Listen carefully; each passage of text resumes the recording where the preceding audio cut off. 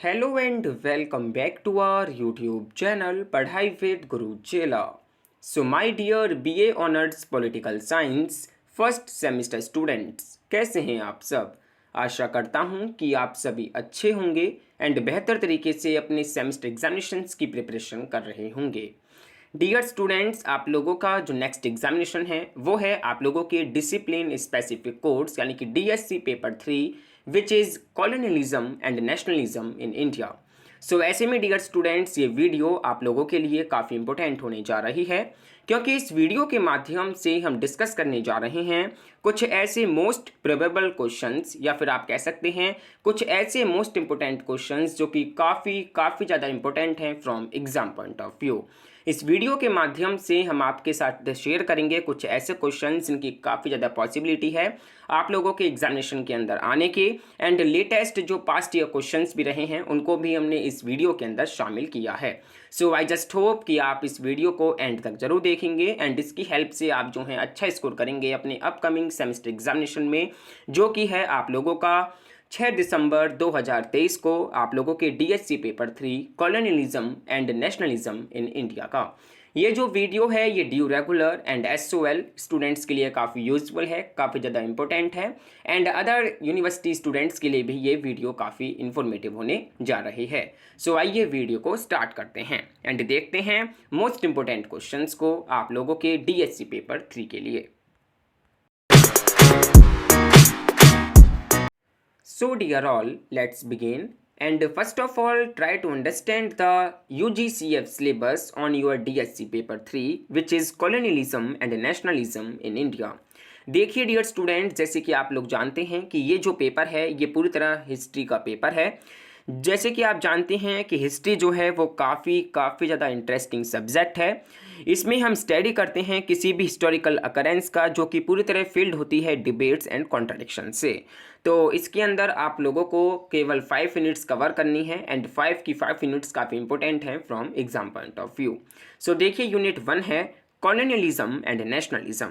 इसके अंदर बेसिकली आप ब्रीफ में पढ़ेंगे कि आखिरकार क्या मायने हैं कॉलोनियलिज्म के एंड क्या अर्थ है नेशनलिज्म का, जो उनके डिफरेंट पर्सपेक्टिव हैं वो भी आप इसके अंदर पढ़ेंगे। इसके अंदर आपको जो कवर करने हैं वो हैं मेन पर्सपेक्टिव्स ऑन कॉलोनियलिज्म, जो भी मेन पर्सपेक्टिव हैं कॉलोनियलिज्म पर, जैसे कि लिबरलिज्म का क्या पर्सपेक्टिव है, मार्क्सिज्म का क्या पर्सपेक्टिव है, जो पोस्ट कॉलोनियलिज्म का जो पर्सपेक्टिव है, ये तमाम पर्सपेक्टिव आपको यहाँ पर कवर करने हैं।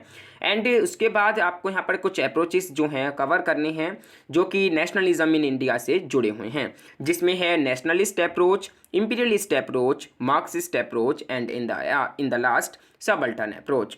तो देखिए जैसे कि हम जानते हैं कि the study of colonialism and nationalism in India has been done from 4 major different perspective। तो ये चार के चार जो different perspective हैं ये काफ़ी important हैं from exam point of view।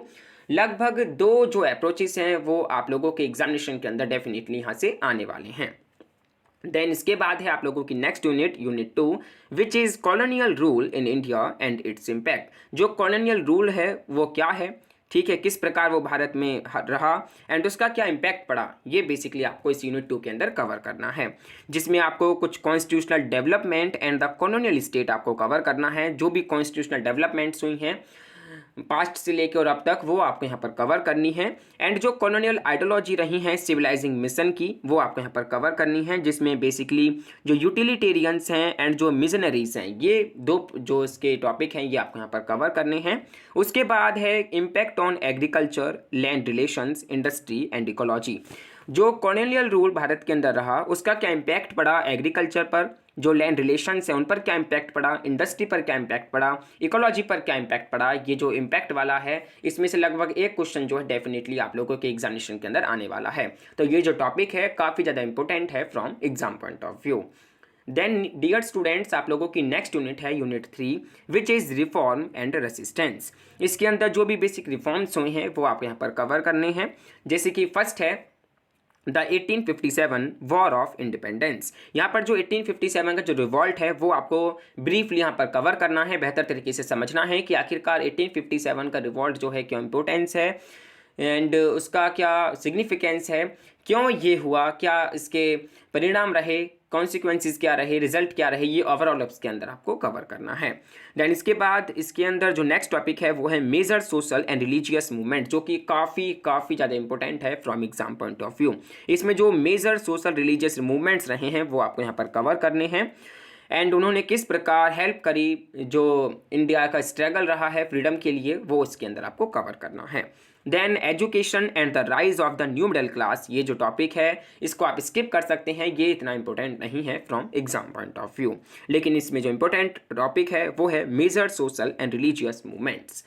Then इसके बाद है आप लोगों की नेक्स्ट यूनिट जो कि है unit 4, which is nationalist politics and expansion of its social base. इसके अंदर आपको कुछ नेशनलिस्ट पॉलिटिक्स के बारे में कवर करना है, एंड जो एक्सपेंशन हुआ है सोशल बेस का वो आपको यहाँ पर कवर करना है। इसके अंदर फर्स्ट टॉपिक जो आपको कवर करना है वो यही है कि phases of the nationalist movement, जो डिफरेंट फेजेस रहे हैं नेशनलिस्ट मूवमेंट के वो आपको कवर करने हैं, जिसमें लिबरल फेज है, कॉन्स्टिट्यूशनलिस्ट फेज है, स्वदेशी एंड द रेडिकल्स जो फेज हैं ये आपको यहाँ पर कवर करने हैं।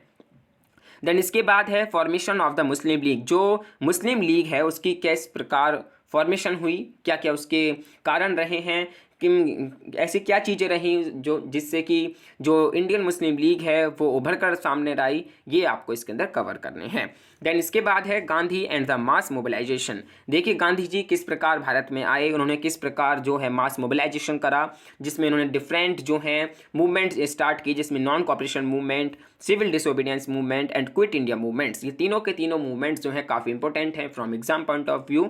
लगभग एक क्वेश्चन जो है इस मूवमेंट में से 100% आप लोगों के एग्जामिनेशन के अंदर आने वाला है।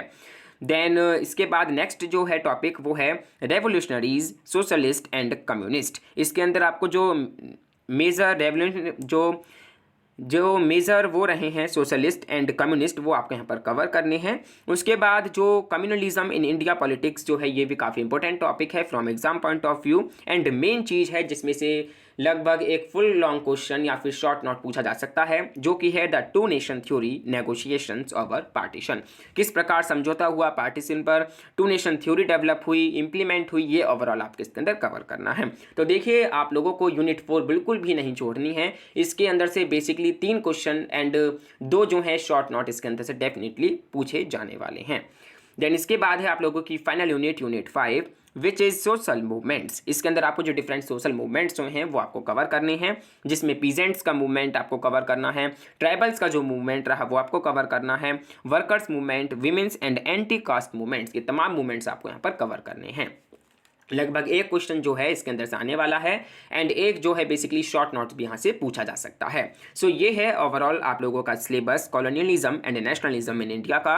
एंड आइए आप लोगों को बताते हैं कि एग्जाम पैटर्न कैसे होने वाला है। सो देखिए जैसे कि आप जान चुके हैं अपना 2 DSC पेपर देने के बाद कि जो मार्किंग स्कीम है वो 90 मार्क्स की रही है ओवरऑल पेपर की, एंड जिसमें टोटल नंबर ऑफ क्वेश्चंस जो हैं वो 10 होने वाले हैं। जो 10th क्वेश्चन है वो शॉर्ट नोट बेस्ड होने वाला है, जिसमें कुछ 4 टॉपिक दिए गए होंगे, उनमें से किन्हीं 2 पर आपको शॉर्ट नोट लिखना होता, ठीक है। एंड अगर हम बात करें तो 9 क्वेश्चन से एक फुल लॉन्ग क्वेश्चंस होंगे, एंड जैसे कि आप लोगों को पता ही है कि आपको टोटल नंबर ऑफ क्वेश्चंस जो अटैम्प्ट करने होंगे वो करने होंगे आपको 5। तो ऐसे में आप लोगों से रिक्वेस्ट है कि यूनिट 4 आप डेफिनेटली कर जाएं, यूनिट 1 भी आप डेफिनेटली कर जाएं, एंड जो आप यूनिट 2 जो है उसको भी डेफिनेटली कर जाएं, एंड ये जो है यूनिट 5 एंड यूनिट 3 को आप लोग कहीं ना कहीं थोड़ा बहुत स्किप जो है कर सकते हैं, लेकिन यूनिट 1, यूनिट 2, यूनिट 4 आप जो है डेफिनेटली कर जाएं, ठीक है। सो आइए अब देखते हैं कुछ इंपॉर्टेंट क्वेश्चंस जो कि काफ़ी ज़्यादा इंपॉर्टेंट हैं from exam point of view. ऐसे क्वेश्चंस हैं जिनकी वजह से आप जो है अच्छा स्कोर कर सकते हैं अपने एग्जामिनेशन के अंदर, इन्हीं पर बेस्ड आप जो है क्वेश्चंस को देख पाएंगे अपने एग्जामिनेशन के अंदर, या फिर एज इट इज़ क्वेश्चंस भी आप जो अपने क्वेश्चन पेपर के अंदर देख पाएंगे। सो आइए बिना देरी करे देखते हैं कौन से हैं वो इंपॉर्टेंट क्वेश्चंस जो कि आप लोगों की हेल्प कर सकते हैं अच्छे स्कोर लाने में। So now dear students let's begin, and आइए अब देखते हैं कुछ ऐसे क्वेश्चंस जो कि काफ़ी ज़्यादा इंपॉर्टेंट हैं from exam point of view. ये वो क्वेश्चंस हैं जो आप लोगों के एग्जामिनेशन के अंदर आ सकते हैं एंड इन्हीं पर बेस्ड क्वेश्चंस भी आप देख सकते हैं। सो देखिए, सबसे पहले बात करते हैं यूनिट 1 की, जो कि है कॉलोनियलिज्म एंड नेशनलिज्म। इसके अंदर जो क्वेश्चंस बनते हैं वो इस प्रकार हैं, आप देख सकते हैं। Question number 1, critically analyse the Marxist and post colonial perspectives to understand Indian colonialism. अब देखिए, क्वेश्चन को बेसिकली आपको क्वेश्चन पेपर में 2 या फिर 3 बार जो है बेहतर तरीके से पढ़ना है, क्वेश्चन को समझना है, ये समझना है कि क्वेश्चन आखिरकार क्या पूछ रहा है। तो देखिए, इसके अंदर बेसिकली आपको मार्क्सिस्ट एंड जो पोस्ट कॉलोनियल पर्सपेक्टिव हैं टू अंडरस्टैंड इंडियन कॉलोनिज्म, वो आपको क्रिटिकली एग्जामिन करते हुए यहाँ पर लिखने हैं। उनके क्या क्रिटिकल पॉइंट्स हैं ये आपको यहाँ पर जरूर मेंशन करने हैं। देन इसके बाद है question number 2, which is critically examine the Marxist and subaltern approaches to the study of nationalism in India. अब देखिए, यहाँ पर भी क्वेश्चन जो है क्रिटिकली एग्जामिन करते हुए पूछा है, जिसमें आपको मार्क्सिस्ट एंड जो subaltern approaches to the study of nationalism in India है वो आपको ब्रीफली डिस्कस करनी है। क्या मार्क्सिस्ट अप्रोच है, क्या सबल्टर्न अप्रोच है, ये आपको बेहतर तरीके से क्रिटिकली एग्जामिन करते हुए लिखने हैं। देन इसके बाद है question number 3, which is what do you understand by nationalism. Nationalism से आप क्या समझते हैं, आखिरकार क्या मायने हैं नेशनलिज्म के। Discuss the subaltern approach to the study of nationalism in India. यहाँ पर आपको एक जो अप्रोच है सबल्टर्न अप्रोच, वो आपको डिस्कस करना है ब्रीफली।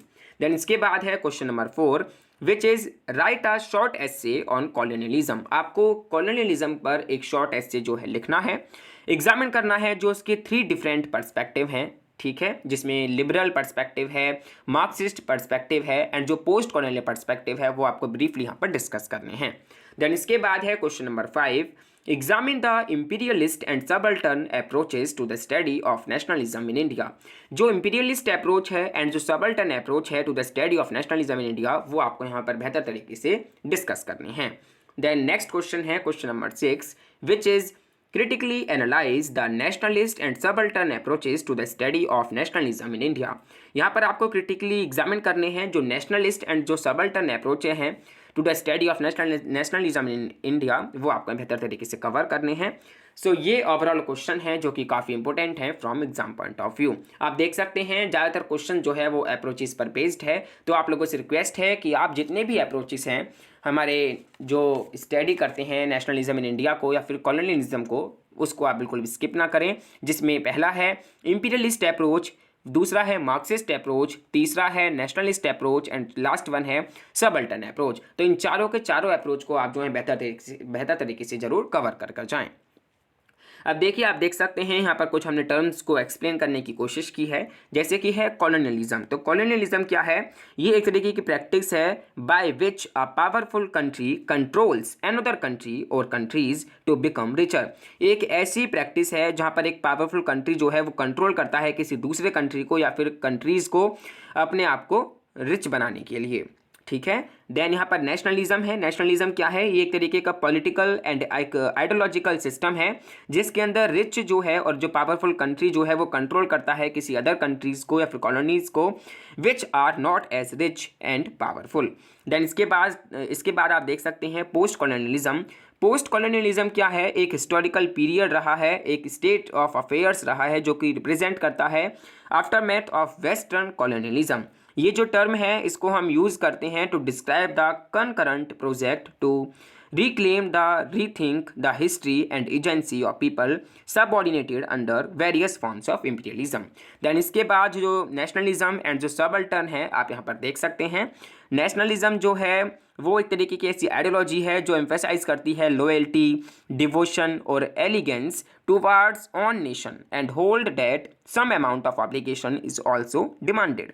सबल्टर्न का क्या अर्थ है, तो देखिए सबल्टर्न जो है उसका मतलब है इन्फीरियर रैंक। यहाँ पर जो है हम दबे कुचले लोगों के बारे में, मिडिल क्लास एज वेल के बारे में बात करते हैं।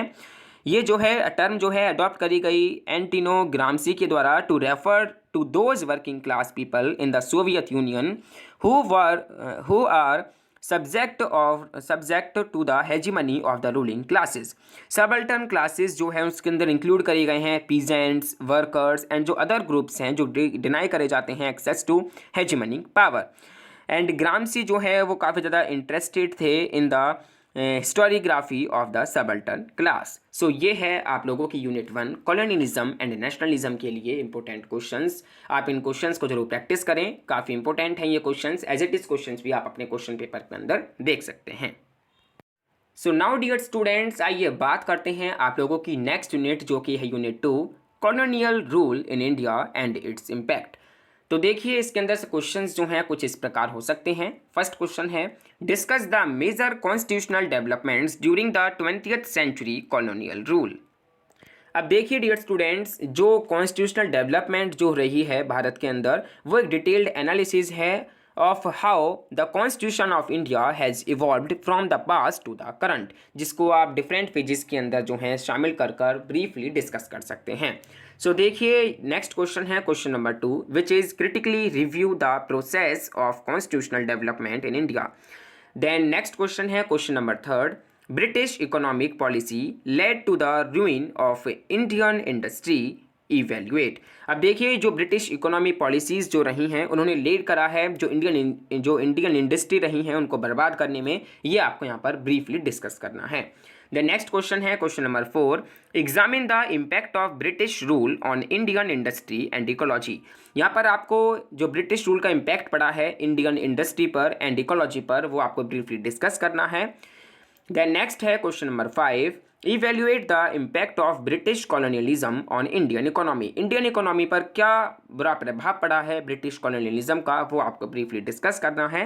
देन इसके बाद है question number 6 what was the cabinet mission plan. Cabinet mission plan क्या था। Mention the process of constitution making while referring to the constituent assembly. यहाँ पर आपको उस प्रोसेस को मेंशन करना है जिससे कि जो कॉन्स्टिट्यूशन जो है वो बना and referring to the constitutional assembly. The next question है question number 7 explain the status of India's agriculture during British time. British time के दौरान किस प्रकार इंडिया का एग्रीकल्चर हुआ करता था वो आपको यहाँ पर ब्रीफली जो है डिस्कस करना है। सो देखिए अगर हम बात करें कॉन्स्टिट्यूशनलिज्म की, तो कॉन्स्टिट्यूशनलिज्म क्या है, वो एक तरीके से प्रैक्टिसिंग है कॉन्स्टिट्यूशनल रूल्स एंड वैल्यूज़ की। अगर हम सिविलाइजिंग मिशन के बारे में बात करें तो सिविलाइजिंग मिशन से तात्पर्य ये है कि it is a political justification for colonialism and military intervention that had objectives to modernise and westernise indigenous people. Particularly बात करें तो during the period from the 15th to 20th century. Ecology की बात करें कि इकोलॉजी है क्या, जो कि ब्रिटिश कॉलोनियलिज्म के द्वारा ख़राब करी गई है। एंड आप देख सकते हैं कि इकोलॉजी जो है वो एक स्टडी है of organisms and how they interact with the environment around them. ये जो है एक स्टडी है ऑर्गेनिज्म की एंड किस प्रकार वो इंटरेक्ट करते हैं इन्वायरमेंट के साथ, ये आपको इसके अंदर कवर करना होता है। And ecologist studies the relationship between living things and there habitats. अब देखिए कॉन्स्टिट्यूशनल डेवलपमेंट्स के बारे में बात करें तो उसको आप डिफरेंट फेजेस में बांट सकते हैं, जो कि है पहला है रूल ऑफ द कंपनी जो कि 1600 से लेकर 1857 तक रहा। उसमें किस प्रकार कॉन्स्टिट्यूशनल डेवलपमेंट हुई ये आपको यहाँ पर लिखनी है। देन उसके बाद रूल ऑफ द क्राउन जो कि 1858 से लेकर 1947 तक रहा, जो भी उसके अंदर डेवलपमेंट्स हुई वो आपको यहाँ पर लिखनी है। देन उसके बाद है ट्रांसफ़र ऑफ पावर यानी कि 1940 से लेकर 47 तक। ये जो डिफरेंट जो 3 इंपॉर्टेंट फेज़ हैं ये आपको मेजरली जो कॉन्स्टिट्यूशनल डेवलपमेंट वाला क्वेश्चन है उसके अंदर आपको मेंशन करनी इंपॉर्टेंट है। देन डियर स्टूडेंट्स, यहाँ पर कुछ एक पॉइंट और दिया गया है कि how industries are suffering due to British administrative policies. यहाँ पर जो है इस प्रकार का क्वेश्चन जो है आपसे पूछा जा सकता है, तो इसमें आप कुछ पॉइंट्स को ऐड करें जिसमें कि decline of Indian handicraft and decline of village artisans and impact of British industrialisation on the Indian market. अब देखिए यहाँ पर कुछ इम्पैक्ट जो पड़ा है ब्रिटिश रूल का इंडियन इंडस्ट्री पर वो आप इस चार्ट के थ्रू देख सकते हैं। सो ये कुछ इंपॉर्टेंट क्वेश्चंस हैं जो कि आप लोगों को करने चाहिए एंड इनकी प्रैक्टिस जो आप डेफिनेटली करें, क्योंकि ये क्वेश्चन जो हैं आप लोगों के एग्जामिनेशन के अंदर आ सकते हैं। सो नाउ डियर स्टूडेंट्स, आइए बात करते हैं आप लोगों की next unit which is unit 3 reform and resistance में से कुछ इंपॉर्टेंट क्वेश्चंस के बारे में। सो देखिए डियर स्टूडेंट्स, क्वेश्चन नंबर 1 है describe the role of social and religious reform movements with respect to women's question. यहाँ पर आपको social and religious reform movements के बारे में बेहतर तरीके से एक्सप्लेन करना है एंड एक्सप्लेन करना है with respect to women's question. ठीक है डियर स्टूडेंट्स, अब देखिए अगर हम सोशल रिफॉर्म की मूवमेंट्स के बारे में बात करें जो कि इंडिया के अंदर हुए एंड उनका क्या रोल रहा विमेंस का, तो ये बेसिकली आपको यहाँ पर डिस्क्राइब करना है। देन यहाँ पर नेक्स्ट क्वेश्चन है question number 2, evaluate the major contributions of Brahmo Samaj and Arya Samaj to the socio religious reforms in India during the 90th century. यहाँ पर देखिए 2 क्वेश्चन जो है पूछे गए हैं।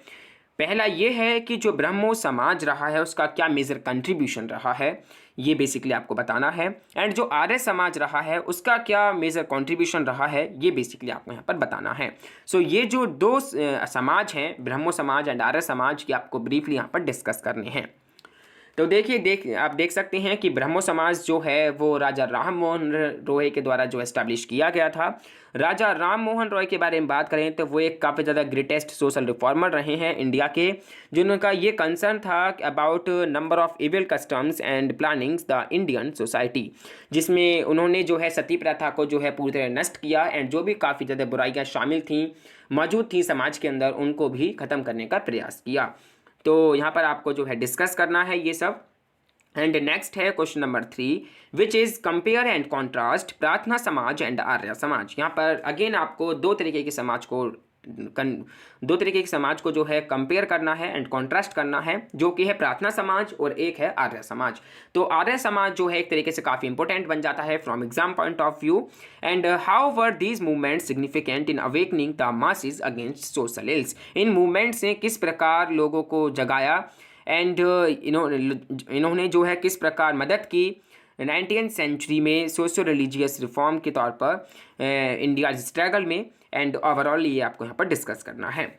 देन नेक्स्ट है question number 4, discuss the factors that lead to the 1857 revolt. जो 1857 की क्रांति हुई उसके क्या क्या एक से फैक्टर्स रहे जिनसे कि वो हुई, क्या क्या फैक्टर रहे उसको डेवलप करने में। And analyse its impact on the formation of colonial state in India, और उसका क्या इम्पैक्ट पड़ा in the formation of colonial state in India, ये आपको ब्रीफली डिस्कस करना है। देन नेक्स्ट है question number 5, which is discuss the role of the Indian middle class in shaping the freedom struggle.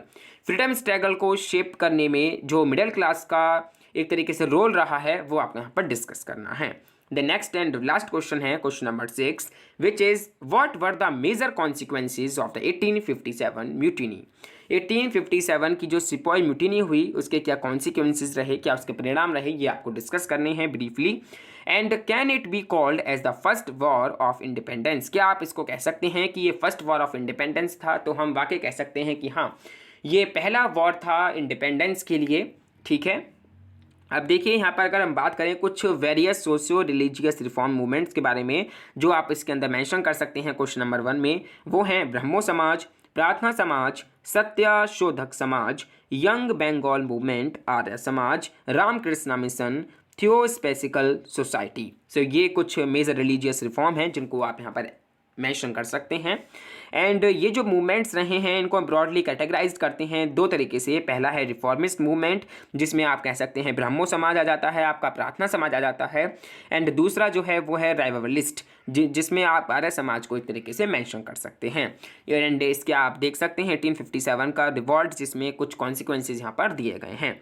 Revolt का अर्थ क्या है? ये जो है एक तरीके से प्रोटेस्ट होता है ग्रुप में, often violently against the person और पीपल इन पावर। सो ये इस प्रकार के क्वेश्चंस हैं जो कि काफ़ी इंपॉर्टेंट हैं from exam point of view. आप इन क्वेश्चंस के जवाब देने का जरूर प्रयास करें। इन्हीं में से क्वेश्चंस जो हैं आप डेफिनेटली अपने क्वेश्चन पेपर के अंदर जरूर देख पाएंगे। सो नाउ डियर स्टूडेंट्स, आइए बात करते हैं ऐसी मोस्ट इंपॉर्टेंट यूनिट के बारे में जिसमें से लगभग आप लोगों का 25 या फिर 30% जो है क्वेश्चंस आने वाले हैं, जो कि है आप लोगों की unit 4, which is nationalist policies and expansion of its social pace. इसके अंदर से बेसिकली 2 या 3 क्वेश्चन जो हैं डेफिनेटली यहाँ से पूछे जाने वाले हैं। एंड मेजरली एक शॉर्ट नोट भी इस यूनिट के अंदर से डेफिनेटली आप लोगों की एग्जामिनेशन के अंदर आने वाला है। सो देखिए, आप लोगों से रिक्वेस्ट है कि आप इस यूनिट को बिल्कुल भी स्किप ना करें, इस यूनिट को आप जरूर कवर कर जाएँ। सो देखिए, क्वेश्चन नंबर 1 है, critically examine the significance of the Quit India movement in India's freedom struggle। India's freedom struggle में जो क्विट इंडिया मूवमेंट रहा है उसका क्या सिग्निफिकेंस रहा है, उसका क्या इंपॉर्टेंस रहा है, क्या उसका महत्व रहा है, ये बेसिकली आपको यहाँ पर डिस्क्राइब करना है क्रिटिकली एग्जामिन करते हुए। How was the movement different from the non cooperation movement and the civil disobedience movement. ये जो मूवमेंट है क्विट इंडिया मूवमेंट, ये किस प्रकार डिफरेंट रहा नॉन कॉपरेशन मूवमेंट से एंड सिविल डिसओबीडियंस मूवमेंट से, ये भी बेसिकली आपको यहाँ पर डिस्क्राइब जरूर करना है। सो देखिए, अगर हम बात करें क्विट इंडिया मूवमेंट के बारे में, तो जिसको हम कह सकते हैं कि ये जो है काफ़ी ज़्यादा इंपॉर्टेंट मूवमेंट रहा है, ठीक है। इस मूवमेंट को आप लोग जो हैं अगस्त मूवमेंट के नाम से भी जानते हैं एंड एज वेल एज अगस्त क्रांति के नाम से भी आप इसको जानते हैं। ये जो है ऑफिशियली लॉन्च किया गया था, इंडियन नेशनल कांग्रेस लीड कर रहे थे महात्मा गांधी ऑन 8 अगस्त 1942। अब देखिए, क्विट इंडिया मूवमेंट जो है ये काफ़ी इंपॉर्टेंट इसलिए भी है क्योंकि यहाँ से काफ़ी स्लोगन्स जो हैं हमें मिले हैं, जैसे कि क्विट इंडिया, भारत छोड़ो एंड महात्मा गांधी के द्वारा कहा गया डू और डाई का जो स्लोगन है वो भी क्विट इंडिया मूवमेंट के दौरान ही दिया गया था। तो ये जो क्विट इंडिया मूवमेंट है ये काफ़ी इंपॉर्टेंट है from exam point of view. And देखिए, अगर हम बात करें नॉन कॉपरेशन मूवमेंट के बारे में, तो ये जो है सितंबर 4 1920 को स्टार्ट किया था एंड 4 फेब 1922 को ये जो है ख़त्म किया गया। अगर हम बात करें सिविल डिसोबीडियंस मूवमेंट के बारे में, तो ये जो है आई थिंक 12 मार्च 1930 को ये जो है स्टार्ट हुआ था। सो ये जो है बेसिकली आपको यहाँ पर डिस्क्राइब करना है बेहतर तरीके से। नेक्स्ट है question number 2, which is What were the factors responsible for the formation of Muslim league? जो मुस्लिम लीग रही है उसका किस प्रकार फॉर्मेशन हुआ, कौन कौन से वेरियस फैक्टर्स रहे उसको फॉर्मुलेट करने में, ये बेसिकली आपको डिस्कस करने हैं, जिसमें आप 3 पॉइंट्स को मेंशन जरूर कर सकते हैं, जिसमें आप डिवाइड एंड रूल की जो पॉलिसी थी ब्रिटिशर्स की उसको भी आप ऐड ऑन कर सकते हैं इसके अंदर, एंड जो बैकवर्डनेस थी और जो एजुकेशन को लेकर थोड़ी कमी थी ओवरऑल आप इसके अंदर उन पॉइंट्स को जरूर मेंशन करें। एंड उसके बाद नेक्स्ट क्वेश्चन है question number 3, which is critically analyse the civil disobedience movement launched under the leadership of Mahatma Gandhi. यहाँ पर आपको अगेन जो सिविल डिसोबीडियंस मूवमेंट रहा है जो कि लॉन्च करा गया under the leadership of Mahatma Gandhi, वो आपको क्रिटिकली एग्जामिन करते हुए डिस्क्राइब करना है। द नेक्स्ट है question number 4, which is discuss the social base programmes and political methods of swadeshi and radical nationalist. जो स्वदेशी एंड जो रेडिकल नेशनलिस्ट रहे हैं उनका क्या सोशल बेस रहा, क्या उनके प्रोग्राम्स रहे, क्या उनकी पॉलिटिकल मेथड्स रहे, ये आपको यहाँ पर ब्रीफली डिस्कस करनी है। उसके बाद है आप लोगों का next question, question number 5, which is what was the role of communalism in the formulation of two nation theory, explain. जो टू नेशन थ्योरी रही जिसमें हमने आपको बताया कि ये जो काफ़ी इंपॉर्टेंट टॉपिक है from exam point of view. Two nation theory क्या कहती है, उसके अंदर बेसिकली जो है कम्युनल तौर पर जो है मुस्लिम एंड हिंदू के तौर पर जो है दो देश बनाए गए। जैसे कि आप देख सकते हैं जब इंपीरियलिस्ट इंडिया था तो उसके अंदर जो है इस बात की डिमांड करी गई कि मुस्लिम मेजोरिटी है एंड जो हिंदू मेजोरिटी है उनका अलग अलग कंट्री जो है होना चाहिए। तो यहाँ पर जो आपको टू नेशन थ्योरी यहाँ पर कवर करनी है, किस प्रकार नेगोशिएशंस रहे पार्टिसिपेशन पर, ये बेसिकली आपको डिस्क्राइब करना है। द नेक्स्ट क्वेश्चन है question number 6, which is define the term communalism. जो कम्युनलिज्म टर्म है वो क्या है, वो आपको ब्रीफली डिस्कस करनी है, किस प्रकार उसका ओरिजिन हुआ है भारत के अंदर एंड हिस्टोरिकल पर्सपेक्टिव से आपको इसका आंसर जो है लिखना है। राइट है। नेक्स्ट है question number 7, write an essay on the programmes policies and the role of Congress socialist party in India's freedom struggle.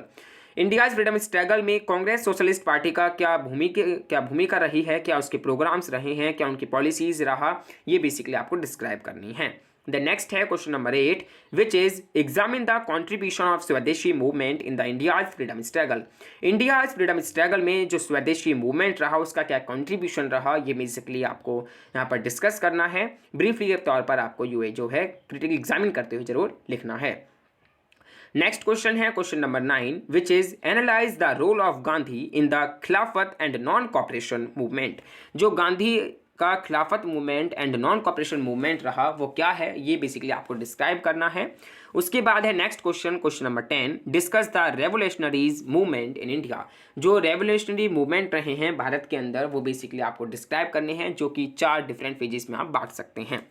तो ये जो है काफ़ी इंपॉर्टेंट यूनिट है, ये काफ़ी इंपॉर्टेंट क्वेश्चन है from exam point of view. आप लोगों से मैं ये रिक्वेस्ट करूंगा कि आप जो है गांधी के द्वारा चलाए गए जितने भी मूवमेंट्स रहे हैं उनको बिल्कुल भी स्किप ना करें, हर एक मूवमेंट को बेहतर तरीके से कवर कर जाएं। ठीक है डियर स्टूडेंट्स, एंड जो मुस्लिम लीग का क्वेश्चन है इसको भी आप जरूर कर जाएं, टू नेशन थ्योरी जो है इसको भी जरूर कवर कर जाएं। तो ये जो है काफ़ी इंपॉर्टेंट क्वेश्चंस हैं, इन क्वेश्चंस की हेल्प से आप अच्छा स्कोर कर सकते हैं अपने एग्जामिनेशन में। सो फाइनली डियर स्टूडेंट्स, आइए बात करते हैं आप लोगों की लास्ट यूनिट जो कि है यूनिट 5 सोशल मूवमेंट्स। उसके अंदर से किस प्रकार के क्वेश्चंस इंपॉर्टेंट है आइए आप लोगों को बताते हैं। सो देखिए क्वेश्चन नंबर 1 है, examine the reasons for the growth of major peasants and tribal movements in colonial India and explain the strategies they adopted. यहाँ पर बेसिकली आपको जो मेजर पीजेंट्स एंड जो ट्राइबल मूवमेंट्स रहे हैं वो बेसिकली आपको डिस्क्राइब करने हैं, किस प्रकार वो ग्रो हुए, उनके पीछे क्या रीजंस रहे, ये बेसिकली आपको डिस्कस करने हैं। एंड ऐसी कौन सी स्ट्रेटेजीज थी जो उन्होंने अडॉप्ट की वो आपको यहाँ पर ब्रीफली डिस्कस करनी है। सो ओवरऑल आपको यहाँ पर जो पीजेंट्स एंड जो ट्राइबल मूवमेंट्स रहे हैं वो आपको बेहतर तरीके से डिस्क्राइब करने हैं। Then next question है question number 2, which is what was the Gandhi's role in mobilizing peasants and women in the nationalist movement? Elaborate। यहाँ पर आपको ये एक्सप्लेन करना है कि किस प्रकार गांधी जी ने जो है मोबिलाइज करा पीजेंट्स को एंड वीमेन को नेशनलिस्ट मूवमेंट में, उनका क्या रोल रहा, ये बेसिकली आपको एलेबोरेट करना है। नेक्स्ट है question number 3, which is discuss in brief the role of women in national movement. क्या रोल रहा है विमेंस का नेशनल मूवमेंट के अंदर, ये बेसिकली आपको डिस्कस करना है। नेक्स्ट क्वेश्चन है question number 4, workers movement contributed towards the expansion of social base in freedom struggle, discuss. यहाँ पर आप लोगों को जो डिस्कस करना है वो यही डिस्कस करना है कि वर्कर्स मूवमेंट का जो कंट्रीब्यूशन रहा है towards the expansion of social base in freedom struggle वो क्या है वो आपको डिस्कस करना है। इसके बाद है next question number 5, which is discuss the emergence and growth of trade unions in India. ये किस प्रकार इमर्ज हुए हैं, किस प्रकार ग्रो हुआ है ट्रेड यूनियंस भारत के अंदर, ये बेसिकली आपको डिस्कस करना है। नेक्स्ट क्वेश्चन है question number 6, which is discuss how social reform movements contributed towards the emancipation of women। जो सोशल रिफॉर्म मूवमेंट्स हुए हैं उनका क्या योगदान रहा है टुवर्ड्स एमेनिसिपेशन ऑफ women, ये आपको डिस्क्राइब करना है। सो ये क्वेश्चंस काफ़ी इंपॉर्टेंट हैं from exam point of view. आप लोगों से रिक्वेस्ट है इस यूनिट को आप जरूर कर जाएं, लगभग एक क्वेश्चन एंड एक शॉर्ट नोट यहाँ से पूछा जा सकता है।